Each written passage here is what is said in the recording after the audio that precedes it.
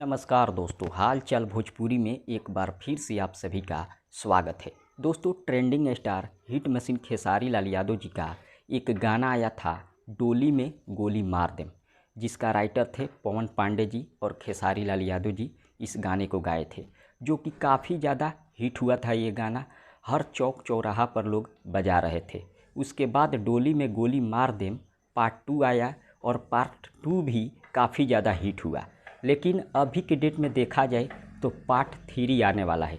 जी हाँ, डोली में गोली मार दें पार्ट 3 आने वाला है, जो कि काफ़ी दिनों से लोग इंतज़ार में थे कि डोली में गोली मार दें 3 कब रिलीज किया जाएगा। हालांकि 1-1.5 साल से लोग इंतज़ार में थे, क्योंकि 1-1.5 साल से बहुत सारे लोग बोल रहे थे कि इस गाने को अब रिलीज किया जाएगा, अब रिलीज किया जाएगा, लेकिन अभी तक रिलीज नहीं किया गया। लेकिन पवन पांडे जी का कहना है कि बहुत जल्द डोली में गोली मार दें 3 रिलीज किया जाएगा। 1 महीना के अंदर ही डोली में गोली मार दें 3 रिलीज किया जाएगा।